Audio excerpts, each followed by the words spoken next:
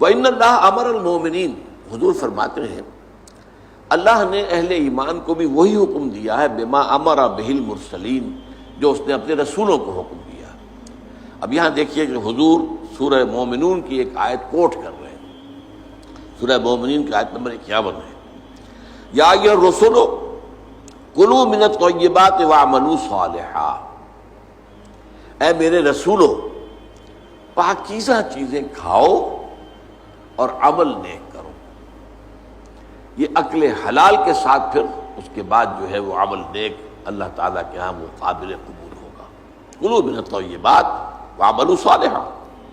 وقال، اور ایک دوسری آیت بھی آپ نے کوٹ کی، یہ سورہ بقرہ کی آیت نمبر 172 ہے، یا ایھا الذین آمنوا کلوا من طیبات ما رزقناکم، دیکھو کھاؤ ان پاک چیزوں میں سے جو ہم نے تمہیں دی۔ گویا کہ عقل حلال، رزق حلال، رزق طیب، حلال و طیب، یہ ہے در حقیقت جس کا حکم دیا جا رہا ہے، رسولوں کو بھی دیا گیا اور اہل ایمان کو بھی دیا گیا۔ ثم ذکر، اب یہ ہے اس حدیث کا وہ ٹکڑا کہ جو لرزہ طاری کر دینے والا ہے۔ پھر حضور نے ذکر فرمایا الرجل، ایک ایسے شخص کا یطیل السفر، جو بڑا لمبا سفر کر کے آیا ہے۔ حدیث میں صراحت نہیں ہے لیکن گمان یہ ہے کہ یہ حج کا سفر ہے۔ ایک شخص دور دراز سے اور احرام باندھ کے آیا ہے، اور ظاہر بات ہے کہ اس زمانے میں سفر جو ہے، فرض کیجئے کوئی شخص مدینے سے چل کر آیا ہے مکہ حج کرنے کے لیے، تو 7 دن کا سفر تو اس کا ویسے ہی ہے اونٹ کے اوپر۔ اب کیا اس کا حال ہو جاتا ہوگا، احرام کی پابندیاں، نہاتا بھی نہیں ہے، مبادا کو بال ٹوٹ جائے، دم دینا پڑ جائے، اس حوالے سے اور انتہائی احتیاط کے ساتھ جو ہے، اور وہ چل رہا ہے اور 7 دن کا سفر کیا ہے، تو کیا حال ہوا ہوگا؟ کپڑے میلے بوسیدہ، احرام میلا اور بوسیدہ ہو گیا ہوگا، بالوں کے اندر جو ہے وہ پراگندہ ہوں گے بال۔ اب اس کے اندر جو ہے وہ چونکہ کوئی نہ کوئی تیل ڈالا گیا، نہ خوشبو ڈالی گئی، نہ اسے انہیں جو ہے دھویا گیا، تو فرمایا ثم ذکر الرجل یطیل السفر اشعث اغبر، بال پراگندہ بھی ہے اور غبار آلود بھی ہے، اونٹوں پر سفر کیا ہے۔ اور ظاہر بات ہے کہ قافلہ جب چلتا ہے اونٹوں کا، تو اگلا اونٹ جو ہے وہ جو خاک اڑاتا ہے وہ پچھلے اونٹ کی سواری کے اوپر آئے گی لازماً۔ گھوڑے جب دوڑتے ہیں تو ان کے سموں سے جو اڑنے والی خاک ہے وہ ظاہر بات ہے کہاں جاتی ہے، سواروں پر بھی آتی ہے۔ یمد یدیہ الی السماء، وہ اپنے دونوں ہاتھ اٹھاتا ہے آسمان کی طرف، یا رب یا رب، اے میرے پروردگار، اے میرے پروردگار۔ اب اس میں میرے سامنے جو نقشہ آتا ہے وہ تو جبل رحمت۔ اب وہاں پہنچنے کے لیے لوگ بڑی محنتیں کرتے ہیں، یہ کہ وہ چھوٹی سی پہاڑی ہے، اس پر جانے کے لیے، اور وہ کہیں سب سے اونچی چوٹی پر پہنچ کر کوئی شخص ہاتھ اٹھا کر کھڑا ہے، یمد یدیہ الی السماء، یا رب یا رب۔ یا فرض کیجئے کہ وہ بیت الحرام میں ہے، مسجد حرام میں ہے، خاص خانہ کعبہ کے سامنے پکار رہا ہے اللہ، وَمَطْعَمُهُ حَرَامٌ، حال یہ ہے کہ جو اس کا کھایا ہوا ہے پیٹ میں وہ حرام ہے، وَمَشْرَبُهُ حَرَامٌ، اور جو اس کا پیا ہوا ہے وہ بھی حرام ہے، وَمَلْبَسُهُ حَرَامٌ، اور جو اس کا لباس ہے احرام، بہت قیمتی تولیوں کا وہ جو احرام ہے وہ بھی حرام کی کمائی سے آیا ہے۔ وَغُذِیَ بِالْحَرَامِ، یہ سب سے آخری ٹکڑا سب سے اہم ہے، حرام کے ذریعے ہی غذا پائی ہے اس نے، اس کا تن و توش جو بنا ہوا ہے وہ حرام کی غذا سے بنا ہوا ہے۔ فَأَنَّىٰ يُسْتَجَابُ لِذَٰلِكَ، تو اس شخص کی دعا کیسے قبول ہے؟ قبولیت دعا کے اندر سب سے بڑی رکاوٹ عقل حرام۔ آپ دعا کرتے رہے اللہ سنے گا ہی نہیں۔ اَنَّىٰ يُسْتَجَابُ لِذَٰلِكَ، کہاں سے، کیسے، قبول کیسے ہو؟ وہ تو تم خود اپنی اس دعا کے راستے میں سب سے بڑی رکاوٹ ہو۔ تم اپنی آمدنی کا جائزہ لو، غور کرو، اس میں کمائی کے اندر کوئی حرام تو شامل نہیں ہے، کوئی ناجائز طریقہ تو شامل نہیں ہے، کوئی براہ راست سود کا عنصر تو نہیں ہے، بالواسطہ سود جو ہے وہ تو نہ میں بچا ہوا ہوں نہ آپ بچے ہوئے، پورا ہمارا معاشی نظام جو ہے وہ سود پر مبنی ہے۔ ایک گندم کا دانہ بھی ہم کھاتے ہیں تو اس میں سود ہے۔ اس کے لیے بیج خریدا گیا سودی قرضے پر، اس کے لیے فرٹیلائزرز خریدے گئے سودی قرضے پر، اس کے لیے پیسٹی سائڈز خریدے گئے سودی قرضے پر، ٹریکٹر خریدا گیا سودی قرضے پر. تو ایک ایک دانے میں سود ہے. وہ سود تو میرے اندر جا ہی رہا ہے، اس کے بغیر تو چارہ نہیں ہے.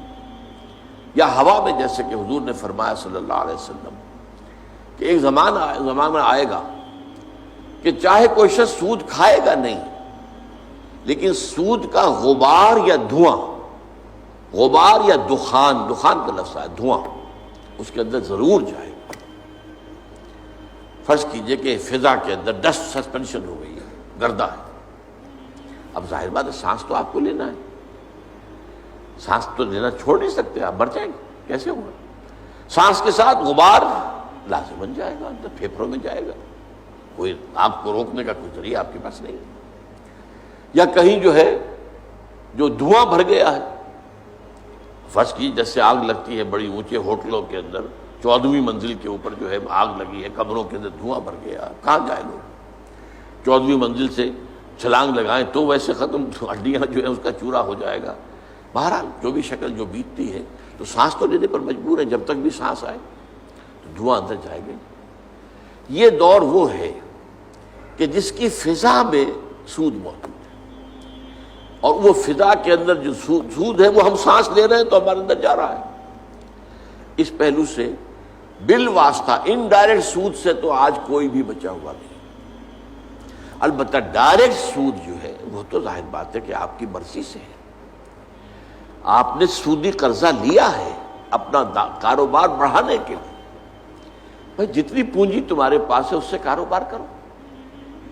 اگر بہت تھوڑی پونجی ہے تو سر پر اٹھاؤ کوئی ٹوکری پھل کی اور بیچو. اگر اس سے زیادہ ہو جائے تو چلو کوئی ریڑھی لے لو، اس سے زیادہ ہو جائے کھوکا بنا لو، اس سے زیادہ ہو جائے دکان بنا لو، اس سے زیادہ ہو جائے ایکسپورٹ امپورٹ کرو. لیکن رہو اپنی چادر کے اندر جو تمہاری اپنی پونجی ہے. بینک سے قرض لے کر اپنا کاروبار پھیلانا یہ تو تمہارا اپنا انٹینشنل، تمہارے اپنے چوائس کا فیل ہے، اس پر تم پکڑے جاؤ. مکان ہے، بڑی عالیشان کوٹھی بنانی ہے، عالیشان محل بنانا ہے، قرض لیا. زندگی گزارنے کے لیے چھت میسر ہو سر کے اوپر، گزارا کے قابل جو ہے سکونت آپ کے پاس ہو تو بہت ہے. ہمیشہ تو نہیں رہنا تمہیں یہاں. ایک وقت آئے گا کہ چاہے وہ محل ہو، چاہے وہ ڈیفنس کا جو بنگلہ ہو، کئی کروڑ کا جو ہے، نکلنا تو پڑے گا، جانا تو پڑے گا قبر کے اندر. لہذا یہ اگر بینک کے سود سے آپ نے یہ کام کیا، یا جیسے کہ کہہ دیتے ہیں کہ ایک شخص کو گریچوٹی ملی ہے، وہ ریٹائرمنٹ کے بعد یہ ہوا ہے وہ ہوا ہے، اب اگر وہ کسی اور کو دیتا ہے کاروبار کے لیے تو لوگ کھا جاتے ہیں. اپنے گھر میں رکھتا ہے تو ختم ہو جائے گا، رفتہ رفتہ اس کی قیمت بھی کم ہو جائے گی، وہ کھائے گا تو ختم بھی ہو جائے گا. تو کیا کریں، یہ مجبوری ہے. لہذا بینک میں سود کے اوپر رکھ دیا، سود کھا رہے ہیں، ختم نہیں. تمہارے پاس ضمانت ہے کہ جب تک تمہارے پاس یہ رقم ختم جو ہے نہیں ہوتی اس سے پہلے تم مر جاؤ گے یا نہیں ہے؟ کھاؤ اس کو. یا اور کچھ نہیں کر سکتے، بڑا کاروبار نہیں کر سکتے، اپنے مکان کے باہر کی بیٹھک کے اندر کوئی چھوٹی سی دکان لگا کر بیٹھ جاؤ کریانے کی، صبح سے شام تک گزارے کے مطابق مل جائے. محنت کرو، ریٹائرمنٹ کے بعد بھی یہ کام تو کر سکتے. اور نہیں تو چیو جو کچھ بھی ہے تمہارے پاس جمع پونجی اسے کھاؤ. اس کے بعد اللہ پر توکل رکھو. رزق جو ہے اللہ کے ذمے ہے. کیا پتہ اس پیسے کے ختم ہونے سے پہلے ہی تمہاری موت آ جائے اور تمہیں جو ہے عقل حرام جو ہے اس کی طرف نہ جانا پڑے. لہذا یہ ساری باتیں جو ہے یہ بہانے ہیں. تو اس اعتبار سے سود سے بچنا، براہ راست سود کی کوئی شکل کسی حالت میں جائز نہیں. وہ آپ لاکھ مجبوری کا کیا کرے، بیوہ ہے، بیوہ کے پاس پیسے ہیں، وہ کیا کرے، کہاں لگا دے، کس کو دے دے، وہ سب کھا جائیں گے، یہ کریں گے وہ کریں گے.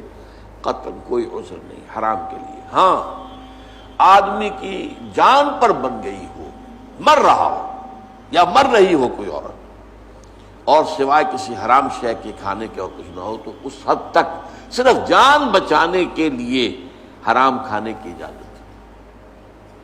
فمن استر غیر باغ ولا عاد.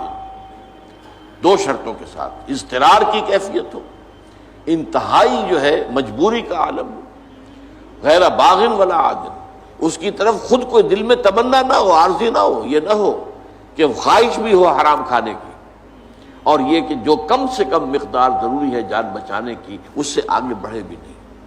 یہ دو شرطیں پوری کی ہوں تو حرام کھا کی اجازت ہے، اللہ تعالیٰ معاف فرما دے گا۔